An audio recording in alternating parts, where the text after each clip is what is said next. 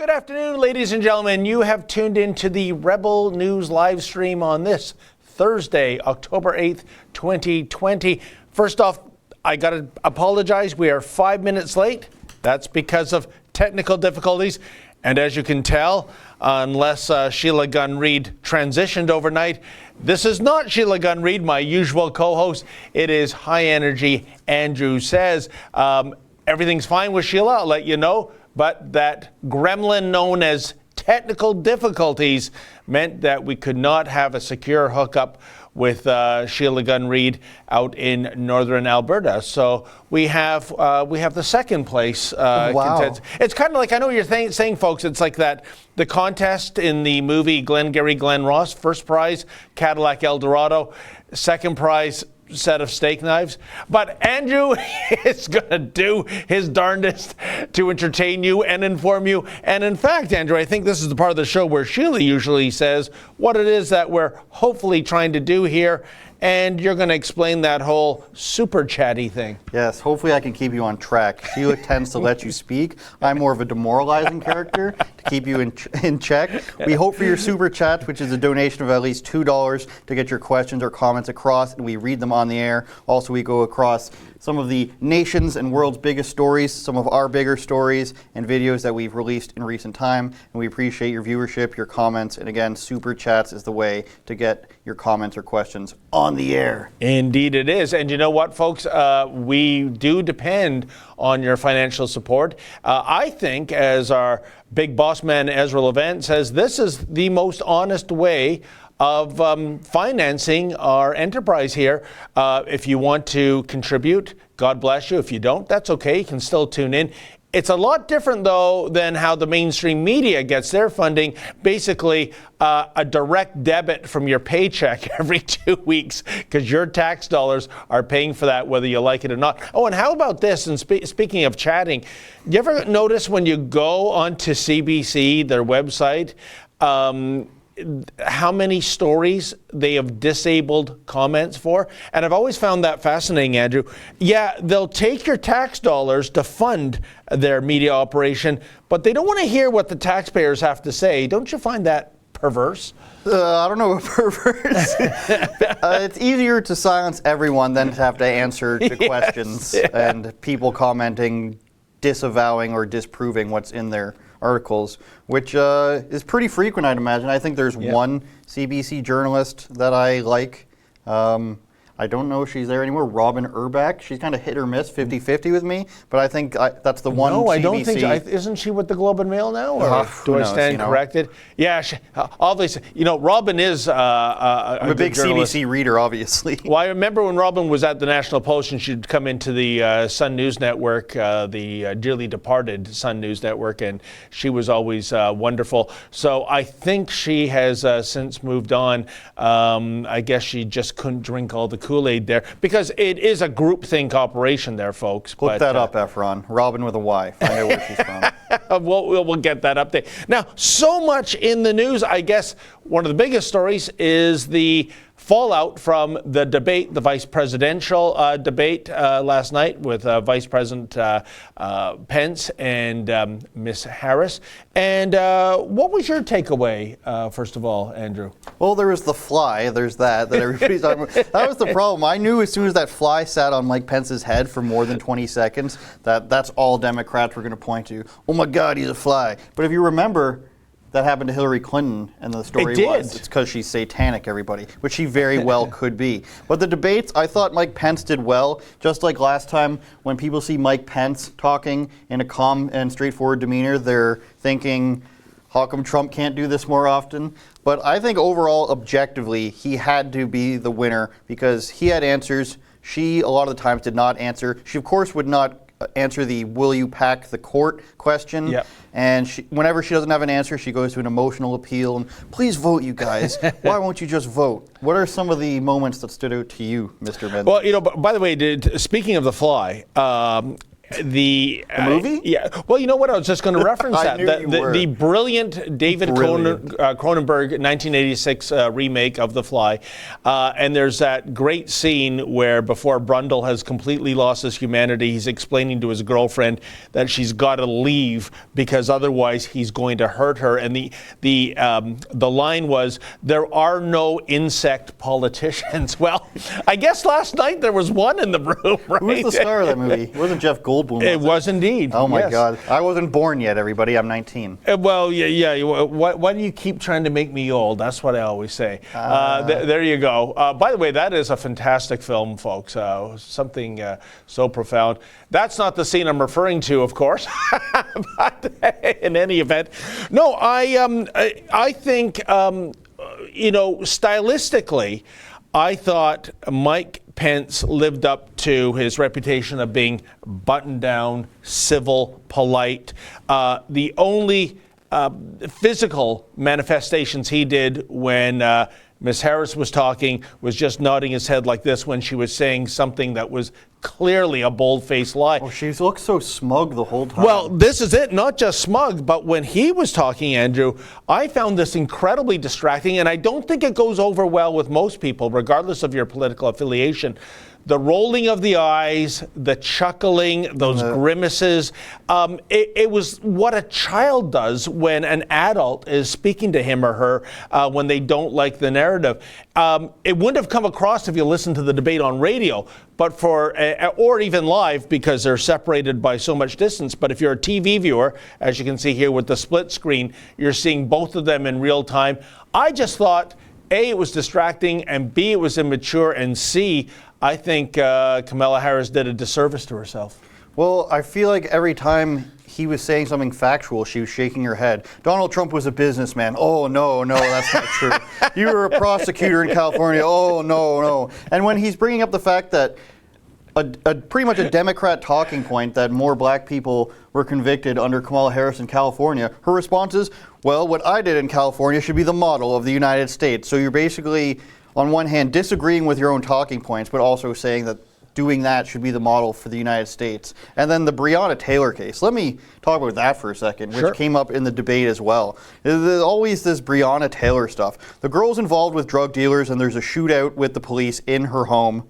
She's on the warrant. They shoot the cop, and then, unfortunately, 2 people die in that situation, and we're supposed to be outraged by this. It's the same thing with every one of these cases. We're by default supposed to defend criminals now. It doesn't make any sense to me at all, David. No, it doesn't. And I believe our trained broadcast professionals in the studio booth have some clips in case you missed the debate last night, folks. So let's run a few of those clips, and we'll chime in afterwards. Dun, dun, dun. Yeah. Interrupted. Thank you, Susan. First of all, Joe Biden and I are both people of faith, and it's insulting to suggest that we would knock anyone for their faith. And in fact, Joe, if elected, will be only the second practicing Catholic as president of the United States. On the issue of this nomination, Joe and I are very clear, as are the majority of the American people. We are 27 days before. 2 minutes, uninterrupted. Thank you, Susan. First of all. Now, as I recall, Andrew, she never did answer the question. No, and something I was writing here as you caught me was Catholic question mark. I know that when you're a Catholic, you can't really half-ass it. So for these hardcore Catholics, Joe Biden and co, to be in favor of late-term abortions is insane. To be in favor of abortion as a Catholic at all does not mesh whatsoever. And to be pretending now that you're the party of religious people is just completely off the wall. Yeah. All of a sudden, we love religion, and that's certainly going to fly well with Democrat voters. Yeah, they love religion when it's convenient for them to love religion and certain religions. Couple of other good clips on the energy file and the outcome of the election. Why don't we check those out too?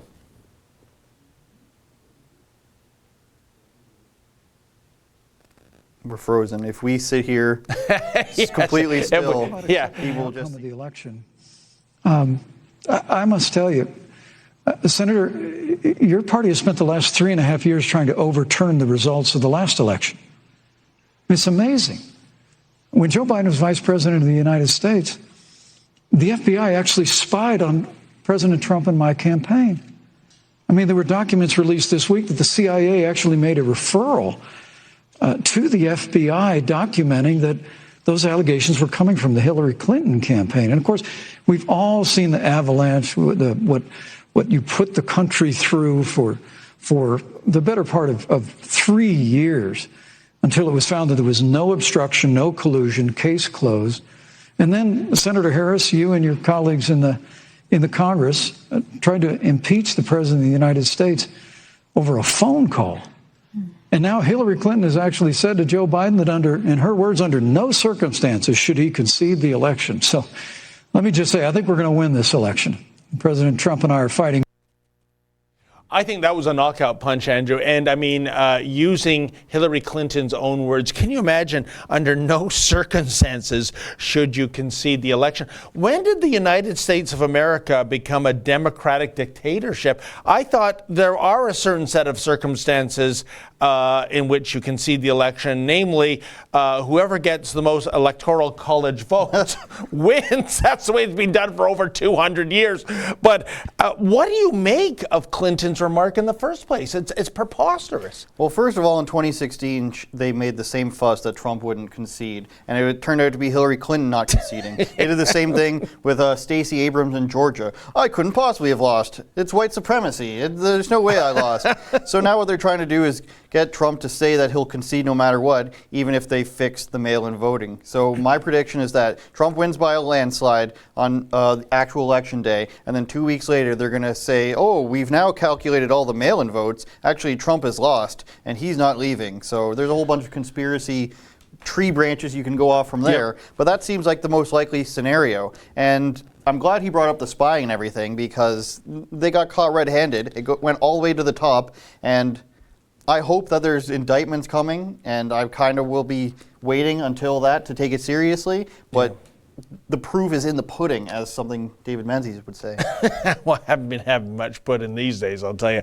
But I share your concern, Andrew, with the mail-in ballots. I am actually quasi-terrified of the potential for fraud there. But beyond the ballots, we also know Biden has hired something like, I believe it's more than 600 lawyers. I think the number might be greater now. And they're all poised to challenge the results of the election in several districts and in several states in the United States. The outcome of who actually won, it could be held up by months. Do you recall that Jill Stein, the Green Party leader in the last election, had a recount in several states, and I believe it was $7 million, correct me if I'm wrong, producer Efron, that they collected, and then they just didn't do anything. They're just like, oh, I guess we'll just keep the money, supported by Hillary Clinton, FYI. Yeah. Now, if we have the fracking clip, if we have available the one where we have Kamala Harris denying it and also confirming that she does it, can we run that one? Because that's probably the biggest lie she could have told all night. Her and Biden have been doing this for weeks now. Yep. Oh, fracking, no, it's great, it's bad. Can we roll that? But I have a plan to improve health care and to protect pre-existing conditions for every American. But look, Senator Harris, you're entitled to your own opinion, but you're not entitled to your own facts. You yourself said on multiple occasions when you were running for president that you would ban fracking. Joe Biden looked at a supporter in the eye and pointed and said, I guarantee that we will abolish fossil fuels. They have a $2 trillion version of the Green New Deal, Susan, that your newspaper, USA Today, said really wasn't that very different from the original Green New Deal. More taxes, more regulation, banning fracking, abolishing fossil fuel, crushing American energy, and economic surrender to China is a prescription for economic decline. President Trump and I will keep America growing. The V-shaped recovery that's underway right now will continue with 4 more years of President Donald Trump in the White House. Thank you very, very much, Vice. You know, another knockout punch, I think, Andrew, for Pence, economic surrender to China and energy dependency on so many nations that despise the United States of America. Under Trump, America is energy self-sufficient. How is that a bad thing? They are on record as saying they'll end fracking, that they'll stop pipelines. And I go back again to 2016 with Hillary Clinton, that infamous remark where she was talking about coal miners. We are going to put you out of work. Gee, I'm sure that resonated so well in states like Ohio and Pennsylvania. But Andrew, how has the Democratic Party gone so far left that the idea of being energy independent is somehow a negative? I don't know who gives them these ideas. It's got to be that they're so far down the rabbit hole of like criminality that they have no other choice but to lie. But to sit there and just dispute obvious things like them saying that they want to ban fracking just makes it so that people don't have to defend Trump because you make yourself look so bad. And when you have them on tape saying this stuff repeatedly, it makes no sense. And then they still won't say if they want the Green New Deal. She now says that they don't want it. And the debate moderator even said Joe Biden said he's not for it. That's a lie. In the last debate, he said first he's not for it, and then he supports it. And then also the fact that they support it on their website. If you've never actually read the Green New Deal, please go do it. You hear people say how stupid it is and how silly it is. It's that stupid. It's like a teenager who wants to be the leader of the Green Party one day wrote it. You retrofit millions of buildings, fire everyone who works in an oil and gas industry, but also pay them their salary for years, and then we'll also somehow replace all those jobs. Like, it doesn't make any sense. Well, that's the really ominous thing about the Green New Deal, Andrew. It's not about reducing carbon footprints and reducing CO2 emissions, et cetera, et cetera. It's this green, the cost of a Green New Deal. One of the estimates, I believe, was pegged at $93 trillion with a T. $93 trillion. They would have to double the income tax in order to pay for it year over year, which means double people's taxes. Don't give them any ideas. And I imagine Efron's yelling at you. I don't know if he yells at you. Yes, we have some super chats, speaking of green. Does he abuse you the way Justin does? Oh, no, not In that your bad. ear? No? Okay.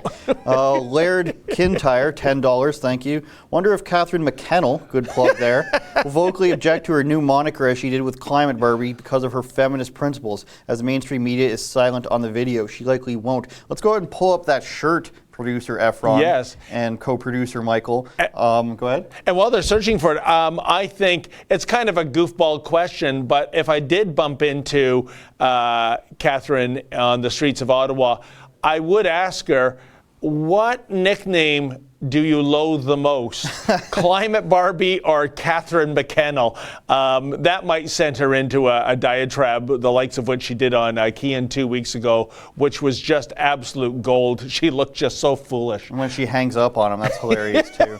Now, I'm for these t-shirt makings. I love the idea that something can become a hot topic and we can get a t-shirt up and people will wear it if they want to. But people are trying to say that, oh, it's just a cultural thing, Catherine McKenna. I'm sorry, there's a difference between eating dog and eating a stupid cow or something, like, or a bird. Oh. Then the arranged marriage, which actually wasn't an arranged marriage, it was a purchase of a bride. Yeah. David, did you want to comment on that? And also, you know, we can get into the debate of why are some animals verboten to eat and some are okay, like, you know, sheep and pigs and cows, etc.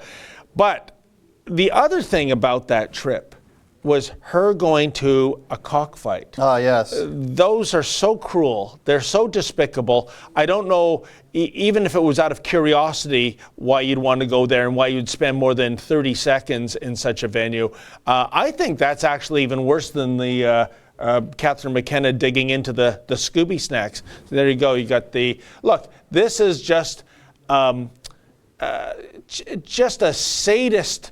It's just unnecessary. I mean, birds are dumb and I don't care about them, but like to just be like, kill for my entertainment, please. But to maim and to have these cocks go into a slow death, whichever one's the loser, sometimes even the winner afterwards, I just think that's despicable. I don't want any part of that. I'm sorry. On Ezra's recent live stream, they calculated how much it costs. I believe it was it 3 ox, Efron? 3 of something, 2?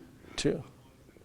3 buffaloes and like $400. So a high price to pay for a woman's life as a forced wife. Yeah. So Kane Enmark, $10. Ezra is doing a something, it looks like a swear word job, giving enough time to his super chats. He so missed birthday chat. October 2nd. Thank God there are so many good people in the chat room. Shout out to those people. There are great people in the chat room, but your complaints, I'm not Ezra, so too bad. But you know what? Do another super chat tomorrow when Ezra is hosting, because the big boss man is in this chair every Monday, Wednesday, and Friday. And our social media guy, Yankee, is telling me to get you guys to like the YouTube video, so go ahead and like that. And if you don't, David Menzies will find you. Martin Sabo, $10. Trust fund baby JT, be first to drink out of plastic cup on day of his ban. If you remember that old clip of him where he's just like, the plastic bottle question? Yeah. And now Efron's sending me more things that's screwing me up here. Doug must be most likely first to violate his Thanksgiving preaching at college. Liberal Doug seems to be more with JT than Aaron PC. Yeah, I wouldn't be surprised if Ford family has 50 at Thanksgiving outing at the cottage because it's going to be 23 degrees this weekend. Well, I wouldn't be surprised by that. You know what? I believe Premier Ford said 2 days ago that he is going to stay at his Etobicoke house. He is going to keep the family number to 10. By the way, this is another silly thing about these false numbers out there. The social bubble number, I guess, for an indoor gathering is 10, but the authorities are saying, but we prefer you not to get up to 10. Well, if that's the case, make the limit 8 or 6. Not that I wanted to see that way, but how do you give a maximum limit and go, please don't go to the maximum? But I'm going to throw this out there for anyone in the Etobicoke area. If you happen to be in the Doug Ford neighborhood, why not just walk by and count the number of cars in the driveway? And you started to sign like Seinfeld there when your voice could sign. Just make the law. What are you doing? I picture if you go by Doug Ford's house this weekend, which I don't recommend you do. He's gonna. No, I don't mean to go onto his property and harass him. By the way, harass David Menzies this weekend. But going back to 2012, the mainstream media did do to his late great brother Rob Ford. They camped out on his property. This is the same mainstream media serpents, as Doug would have called them back in the day, that he now loves, and entertains them when they have these virtual press conferences. Funny how we always get skipped over. I don't know why that is. I'm just saying, though, I'm just thinking out loud, is Doug Ford going to live up to what he's preaching all of us to do? Because as you know, Andrew, back in Easter, he said, don't go to your cottage. He had to fix the plumbing, David. Oh, yeah. And it's like, whoop, whoop, whoop, whoop. Hey, Mr. Premier, where are you going? To the cottage. Trudeau did the same thing. Public serpents. Yeah. If you want that shirt, let us know in the chat. I've been telling producer Mike we need that shirt. I was going to say, though, Doug Ford's house is going to be like Home Alone when he's got the mannequins by the window. We've got more super chats, though. I just had to reference Home Alone. I saw something with Macaulay Culkin yesterday. Unjust, untrue dough, $2. Nice suit jacket, Tavares. I mean, Andrew. Thank you. I have been told I look like John Tavares from time to time, and I wanted to match David Menzies here, Oh, you mean John Tavares, the most overpaid, underproducing Leaf on the Toronto NHL team? Just wait till... Or then again, there is Frederick Anderson, too, who couldn't win an important game if his life depended on it. But you just wait till next month. I'll have an Austin Matthews dirty mustache for you. SA for $20, $21. Thank you. That's a huge donation. Andrew, be nice to David. He's a national treasure. Also, when do you think Trudeau will officially introduce the term comrades? Well, comrades. On one hand, David is a national treasure, but on the other hand, I hate him. No, I'm just kidding. Introduce comrades. I'm sure at some point somebody in the Liberal government will let something slip and call themselves a collective, or say that the workers need to unite and something like that. Seize the means of production, David Menzies? Well, you know what? You don't need to say anything, as some of the police services have on their cruisers. Deeds speak. And when you see Justin Trudeau almost kind of in a romantic relationship with Jagmeet Singh, they're such buddy-buddy on propping up this government. It's uncanny, Andrew, that if you look at his father, Pierre Trudeau, majority government in 68, then in 72, minority government, propped up for 2 years by the NDP back then in the 70s, and then another majority government in the next election. And it's almost as though history is repeating itself. Majority, minority being propped up by the NDP, and likely a majority when the next election is called, unfortunately. I'm reminded when you say Justin Trudeau's father of your favorite comedian, Ben Bankus. Oh, funny man, Ben Bankus. He recently did a French-Canadian voiceover of Justin Trudeau where he says his father is Fidel Castro. If you want to bring that up, I don't think there's anything of... You can't be... I'm French. Nobody's going to be offended by a Quebecois accent. So if you guys want to pull that up, I'd be willing to play this. Are we still allowed to use the term Newfie to describe Newfoundlanders? Do we have any Newfoundlanders on staff? I think writer Margaret's the closest. Oh, yeah. But not quite. That's kind of Nova Scotia. I know, same thing. They're all the same. Yeah. Well, if there's a super chatter out there that can give us the new politically correct lay of the land in terms of Newfoundlander, Newfie, I'd appreciate that. There's two types of people from Newfoundland. The great ones and the ones you can't understand. We have the clip. Hang on a second, Andrew. Mr. Ben, go ahead. Okay.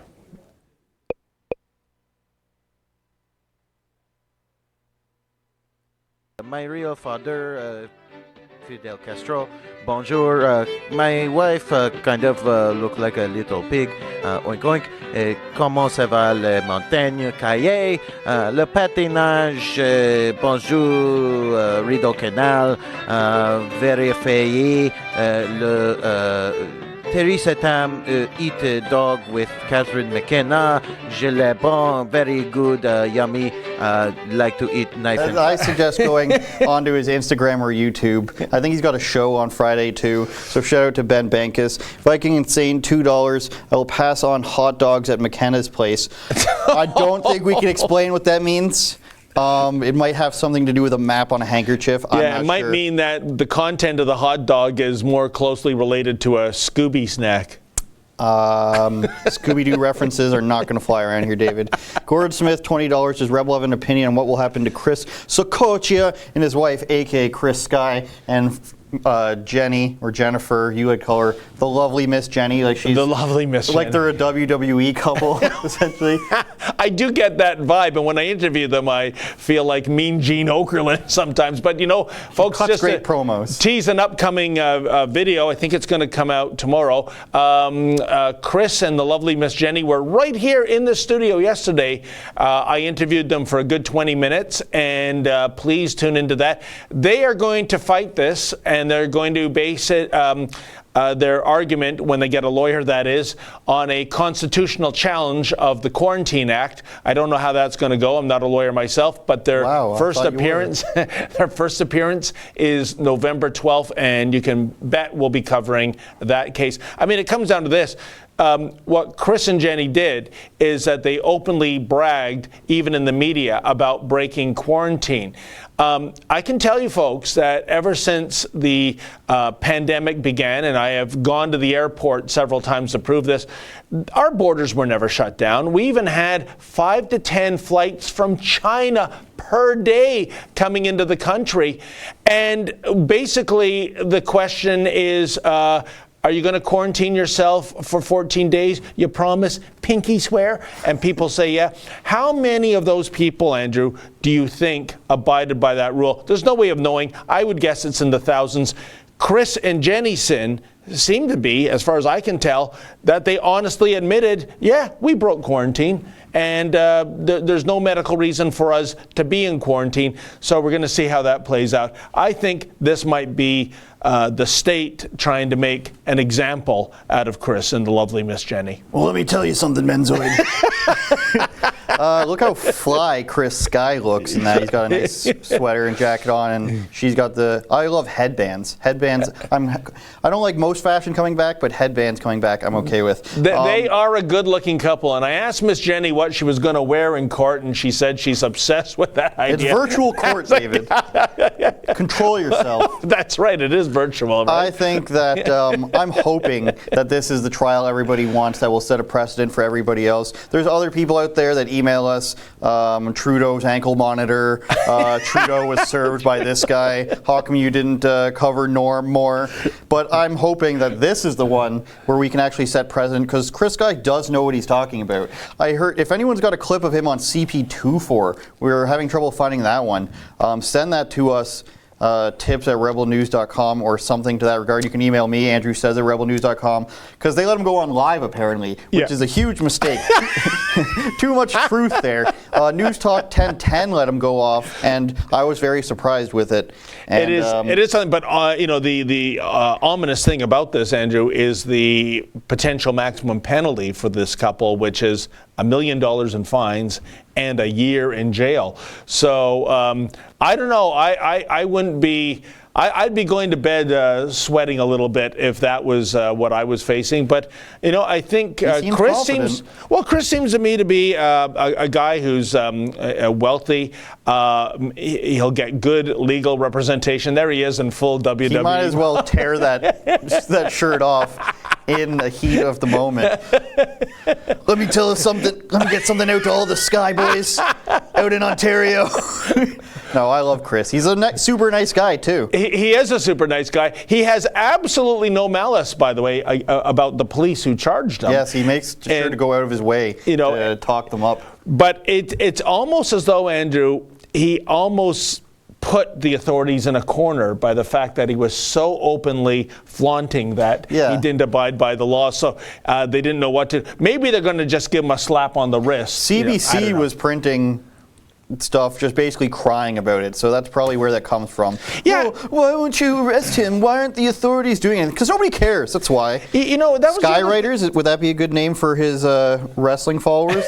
Let me shout out to all my Skywriters. Well, and that was the other thing about the CBC article, is that it said Chris Sky, he's also known to publish bogus mask exemption cards. What's a bogus mask exemption card? I forgot to wear my badge today, folks, my little yellow mask exemption bag. But the fact of the matter is, you can go on to the website of the Toronto Transit Commission. It's the same thing. Yeah, and get a printout saying I'm exempt. Why? How is that any different than somebody just handwriting something on a sticker and saying I'm exempt? So you could see how there it is. You can see how the CBC is playing its cards. That guy, that's the guy whose tears were hitting his keyboard as he typed this. Oh, look, it says Adam Carter is a Newfoundlander, so I guess it is Newfoundlander, not Newfie, right? I don't think CBC would be brave enough. If the Mother Corp is saying that's how you respond to somebody from Canada's glorious eastern province. All hail CBC. Chris Sky did mean things. He's like 2 sentences away from saying, I hope they all get COVID. And by the way, if you want, he will not, I should point this out, he's off somewhere this Saturday, so he won't be at the Yahoo Nation protest on Saturday at noon at Young Dundas Square. You killed their turnout. What's wrong with you? Chris Sky could be there. Maybe if he's restricted from traveling, he's not going anywhere, but we'll be there to cover the most recent protest, and I'll be handing out some of those mask exemption buttons to any who wants it. They go like hotcakes. Yeah, we had a very generous donor buy a few thousand of those folks, and there it is. Isn't that beautiful? It's talking just about it's to yourself? ward off all the Karens out there. All those people that come up to you in a mall or a supermarket, and they don't even have to say it sometimes, Andrew. Do you ever get the stink eye? Like, yeah. They're looking at I've you been like wearing you're a mask in months. Steve. Oh yeah, and you're treated like you're the second coming of Typhoid Mary, for goodness sakes. But anyways, that's a $10 value. I'll be handing those out for free yet again, because they did cancel the Santa Claus parade, but I don't know what the status is on Halloween, so it'll be early shell out. By the way, on the topic of the Santa Claus parade, Chris Guy, if you can imagine, this is what a character he is. Is he going to play Santa Claus? He is organizing, Andrew. Oh my God. A Santa Claus parade for Saturday, December 5th. At Nathan Phillips Square at 12 noon. And basically, this is ingenious. That's breaking news. Well, you remember how we went down there and the city allowed for 3 whole weeks, folks, those thugs comprising Afro-Indigenous Rising to camp out on the square, breaking 11 sections of the Trespass Act. Well, if John Tory's fine with that, how can he be against a Santa Claus parade on Nathan Phillips Square? Can't hate Santa Claus. Yeah. In terms of wearing the masks inside, and people giving stink eyes, we do get emails, people saying nobody listens to the cards. They're having more success with the buttons, by the way. Yes, yeah. Because people just see it and they're just like, I don't want to yell at this person. But you just got to own it. Just walk in there, don't have any fear. And as Gordon Bombay says in the Mighty Ducks, act like you've scored before, all right? It's a perfect segue that I've planned in my head in the last 30 seconds to the OHL, the Ontario Hockey League. If we could bring up an article about that, producer E and producer M. This is unbelievable, folks. This was in the news cycle today. I couldn't believe what I was hearing. The Minister of Sport here in Ontario, Minister McLeod, says that if the He looks athletic.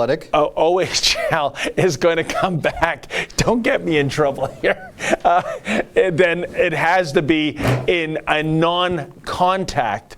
The OHL is known for fighting. That's how people get jobs from the OHL. No, but forget about fighting, but body checking. That's if you take body checking away from hockey, well, folks, that's not hockey anymore. You know what it is? It's ringette, all right? It's toxic masculinity is what it actually is. Efron, bring up the health minister for Germany, if you can find that. I think he knows exactly who I'm talking about. Boy, you're really trying to get me in trouble. Yeah, that's right.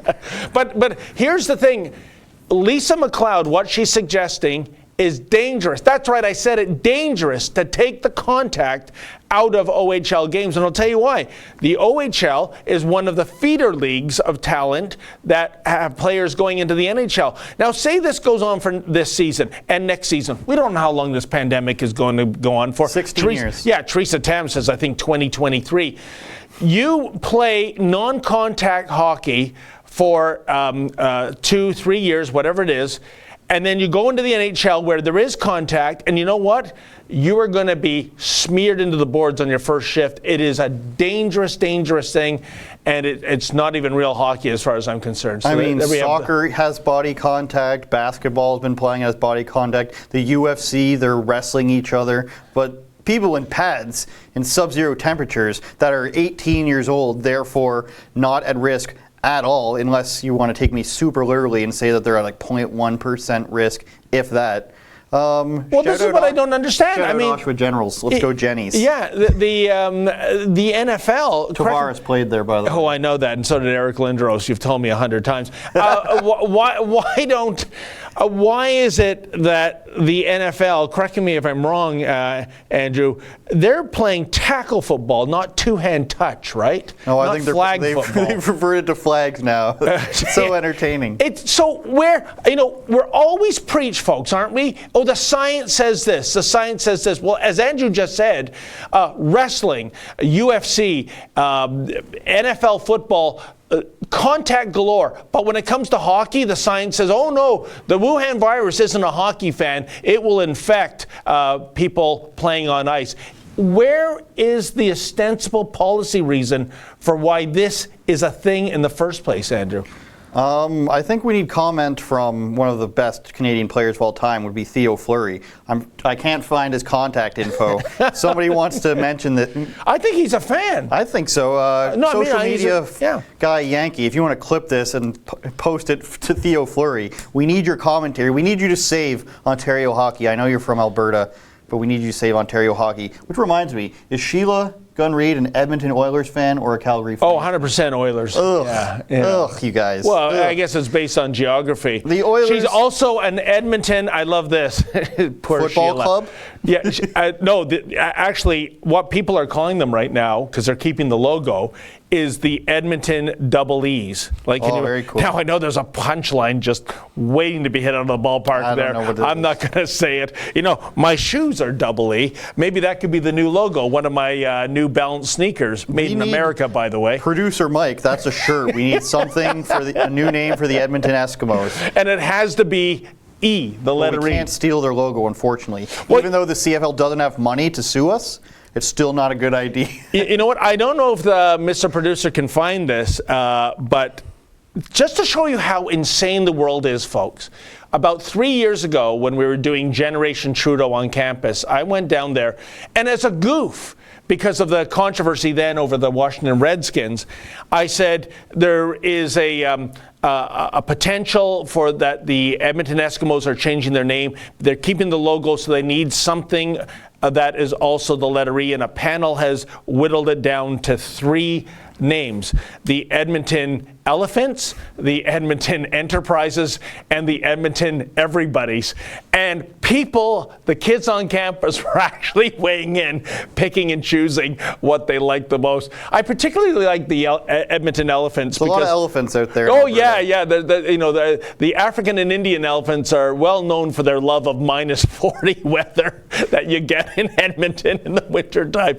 But if you guys can find that, but the point is, folks, what was a parody just 3 years ago actually came to fruition in this mental, crazy year of 2020. And again, whether it's the Eskimos or the Redskins, Andrew, this is a problem that doesn't need fixing, because when you interview the people with the most skin in the game, i.e. the Inuit and i.e.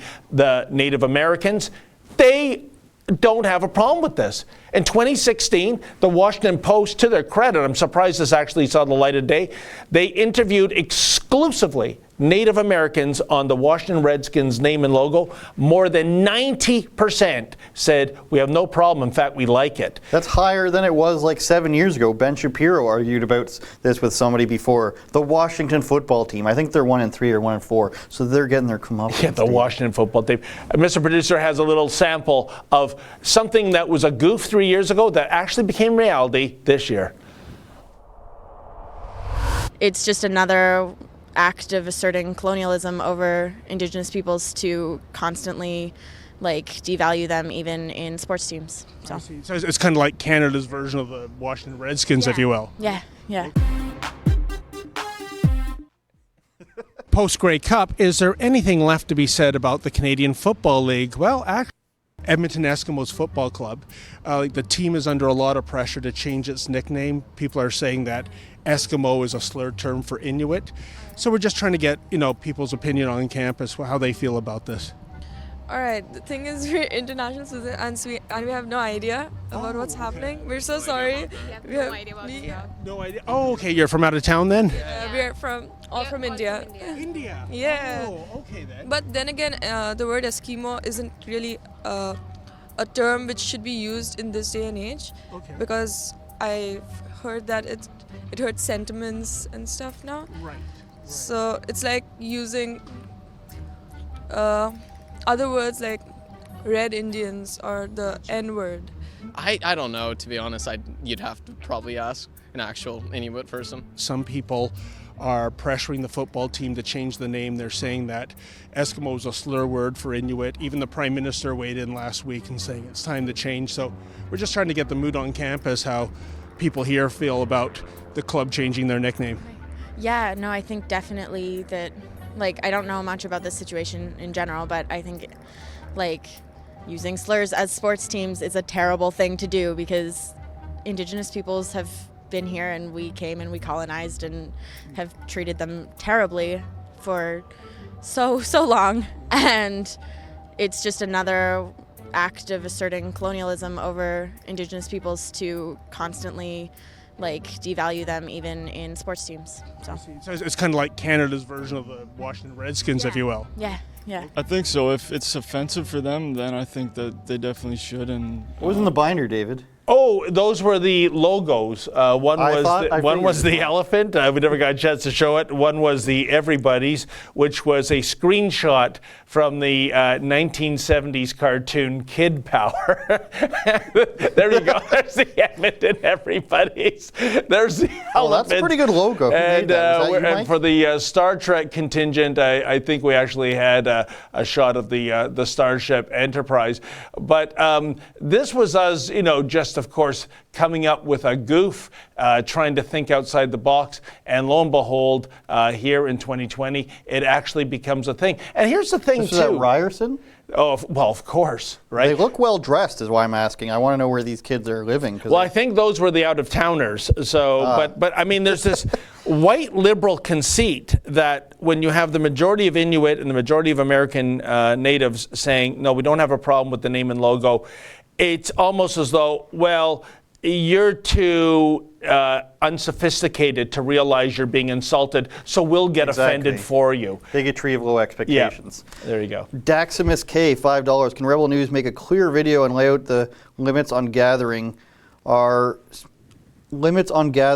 specifically infringing on our charter rights? No hyperbole, just facts. Well, when you give me attitude like that, I just came out with a video today about how they boosted a bunch of the death counts in Ontario. The day that Ontario, or Doug Ford more specifically, because they didn't write a new law about it, announced mandatory masks, was the day they just happened to add 74 additional deaths from previous months, Yeah. And now Quebec, in their daily tallies, are adding deaths from unknown dates. So that's always good and transparent when you're making people forcibly stay in their homes. So you can go ahead and watch that video for now. Hopefully it'll tide Andrew, you over. I think the point is, as we know in Ontario at least, it's 10 indoors, 25 outdoors. The very next day after Doug Ford laid down the gauntlet and actually said at the press conference, the party is over, Yahoo Nation, less than 24 hours after the new bylaw, or the new mandate kicked in, they gathered in the hundreds again at Queen's Park, literally in Doug Ford's backyard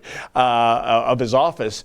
And no charges, and they did so the next week, no charges, and they did so the third week, no charges. And they will be doing so this Saturday. So I kind of fear that, I don't fear, I think it's a good thing. It looks like Doug Ford's bark is worse than his bite, because they're not enacting it. Great plug for Barks Root Beer there. Viking Insane, $2. Chill out, McKenna was just eating Venezuela steak. That is, of course, a time on Venezuela being poor and communist. Unjust Trudeau, again, another $2. John Tavares and Leafs are hoping for non-contract. Why is that funny, David? That's a great line. Instead of contact tracing, no way he said contact, yeah. Viking Insane, $2. Canada needs Santa. USA kids can sit on Joe Biden's lap. Oh, I wouldn't do that. No, he's more of a hair smeller anyways, you guys. What is the deal with hair? Have you ever smelt somebody's hair? It's called being creepy. Unjust Trudeau, again, $2. Thank you for all your donations, by the way. Did you hear about Connor McDavid? Oh, COVID is specifically used in caps with his name. So what you're saying is Connor McDavid is a psyop, and he's been there to plug COVID all along as an indicator that it was coming. But no, I didn't hear about anything else. Viking Insane scouting report on Edmonton Eskimos. They are too top-heavy. Everybody's just writing their jokes now. They're trying out our stand-up. We need to get Ben Bankus in here. Viking Insane again. Vancouver Canucks is offensive to Canadians. It's a slur. Interesting. You know what? Funny enough. One more, David. Okay. Sorry. Bart, $10.59, $5. We enjoy a nice Indigenous summer this year. I don't know what that means. Oh, it's the replacement, the politically correct replacement for Indian summer. I don't know what that means. Well, I believe the way it works is that if you have a time period in which there's frost on the ground, but then the nice weather comes back, That's what's known as an Indian summer. I don't know what the origin of the Unbelievable. term is, but maybe you can't say Indian summer. Elephants is an Indian god, whatever Vishnu. Well, there are Indian elephants. Exactly. And the Makes Cleveland sense. They're still called the Cleveland Indians, Oh, but you they can't don't call have them the that. Indian logo. Chief Wahoo, I believe his name is. I believe it is, and you cannot say that. You can't smile. You can't have a native looking strong. That's what I think all of this is. People want to get these logos out of there because they secretly just want to eliminate, like the Aunt Jemimas and Uncle Bens. They want to eliminate them from existence under the guise of being anti-racist, where in reality you're erasing them from public life. And yet I can tell you that in the world of advertising, if you want to have the stereotypical cheapskate, just make him a Scotsman and you are fine. And I'm of Scottish heritage. I have no problem with that. I believe, in having a laugh at anyone's expense if it's in good humor. Getting out scot-free? Pardon me? Getting out scot-free? Yeah, well... Welshing on a bet? And many other UK derogatory terms today on David Menzies. No, but what I'm saying is the double standard. So there's some stereotypes we dare not mention and others put the pedal to the metal. Okay, moving on. What do we have? How about we talk about something that's completely inexplicable, folks. A week ago, the city was finally talking tough about the dozens of tent cities with hundreds of tents in them. Really dozens? Oh, yeah. That's insane. Oh, Andrew, it's getting so that there's this tiny parkette just south of the Summerhill LCBO off of Yonge Street where the Summerhill subway station is. You couldn't even, have a little game of soccer there, 2-on-2. And there, even on that patch of real estate that I noticed last night, there was at least 1 or 2 tents. Anyways, the city was going to finally, take out the trash because a lot of these places, they are filthy. There are people urinating and defecating and they're cooking and biting people with their dogs. Yeah, there's that part too, as I found out. Anyways, they were going full steam ahead on that. But folks, did you know that some of these inhabitants and a couple of activist groups, they went to the courts to put in a claim that they were making a constitutional challenge, that the city did not have the right to evict people from public parkland, that the city did not have the right to enforce the Trespass Act. I thought, Andrew, I thought it was going to be thrown out on the opening argument. Instead, the judge heard the arguments, and in about 2 weeks, there'll be a decision rendered. Here's what I found when I went down to Trinity Bellwoods. Homeless Rising, it's their new activist group. David Menzies for Rebel News here in Toronto. And folks, before I get to my story, if you can, please go to journalistdefensefund.com. If you're able to, make a donation. Sometimes we have to pay lawyers' fees. Sometimes we need to hire bodyguards. But it's worth it when it comes to the practice of journalism and telling you the other side of the story. Well, folks, I'm standing across the street from Trinity Bellwoods Park. The reason why I've made some distance between the park and myself, well, it's sometimes dangerous to go there. There are unhinged people, there are violent people, there are even vicious animals in this park. And here's the thing, the city of Toronto apparently was going to do something about the tent cities that are occupying dozens of city parks right now. They were going to clean up these numerous tent cities, and they were going to house the homeless in shelters and even hotels, if you can believe it. But get a load of this. Apparently, that's not good enough. You see, a group made up of 14 people living in the encampments and 2 activist organizations, well, they are currently seeking an interim order to allow the individuals that are in these Toronto parks to stay there. Yeah, they issued a constitutional challenge last week that, well, basically, city bylaws, including the Trespass Act, are not valid. Now, I am stunned by this. The fact is, they're arguing that they have a constitutional right to camp out overnight, to cook their meals, to urinate, to defecate in a public park.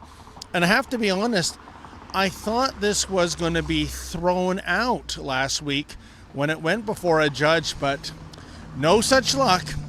In a CBC article, the group's lawyer, Selwyn Peters, he says the city's threats to remove the homeless people from parks violates their charter rights. And he said that the city's attempts to clear the camps are cruel. Cruel? You want cruel? Check out what happened to me at Trinity Bellwoods Park last month, folks, when a degenerate by the name of Dean Edzy decided that, well, he just didn't want us filming in that park. Please keep in mind that I was not in any way harassing him. We were just using the backdrop of this filthy tent city as part of the introduction to my report. Nevertheless, he deemed that our mere presence to be a violation of his rights. Check it out. Please move. Move.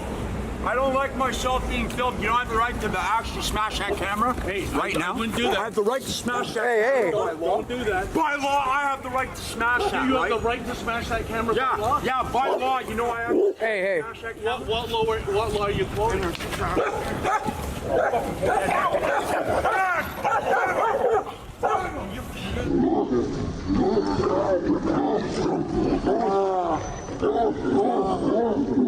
By the way, Edzy, 40, was charged with assault with a weapon, assault causing... That guy was played by Daniel Stern.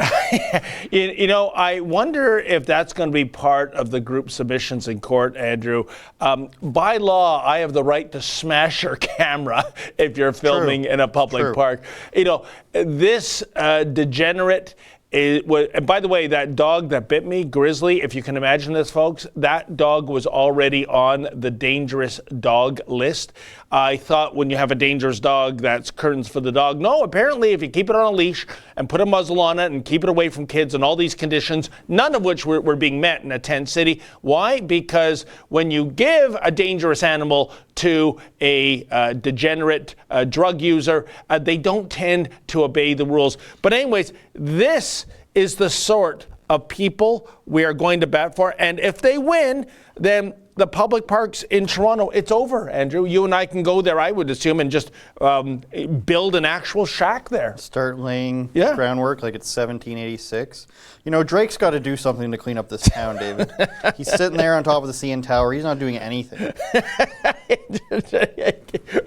We're running out of racetrack here, Andrew, so we have some super chats. So please, my friend.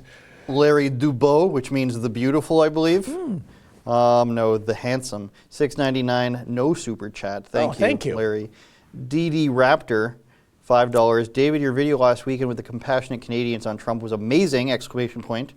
Showed just how strong the anti-Americanism is being played here. Any comment on that? Yeah, if you hadn't seen it, folks, basically we went to Yonge Dundas Square. We asked people, who do you think's more compassionate, Americans or Canadians?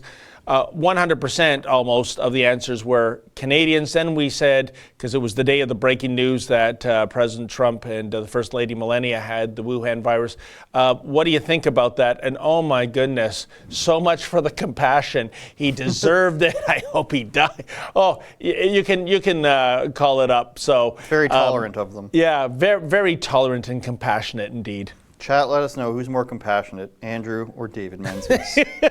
Don't answer that. Answer it if you want. Larry Dubois, $7. This time he's got a chat. It says, are you able to interview Rex Murphy? He's one of the last standing. He probably doesn't know who I am. He probably knows who David is. It's funny you say that, my friend, because last Thursday, the big boss man, Ezra, and I went to an event in which Rex Murphy was the keynote speaker.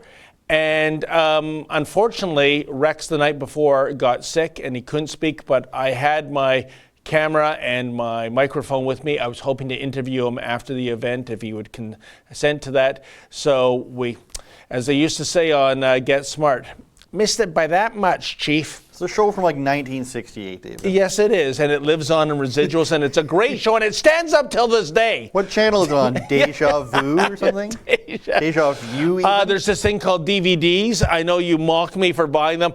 I'm still buying DVDs, folks. Yes, I'm This never abiding by comes up. This is copyright. a fake story. Fake story. He's making this up. That's It right. might have been the greatest story he's ever made up. You buy laser discs only, the ones that are gigantic.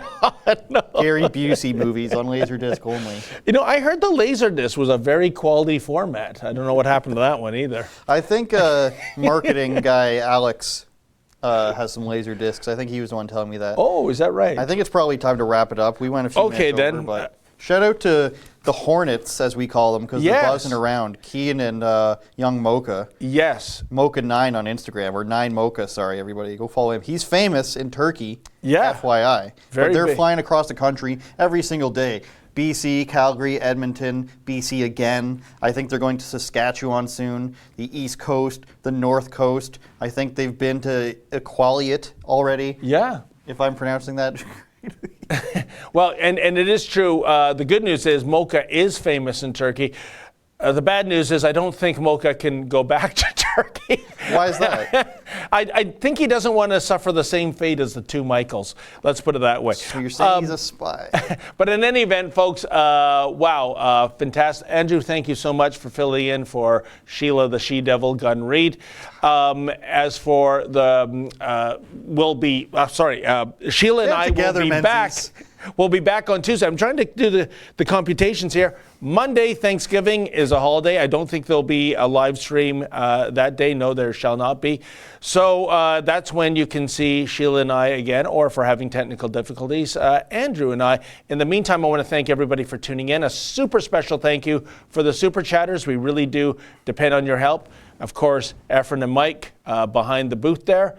And until next Tuesday, stay sane. I'm a hologram anyways. It doesn't matter.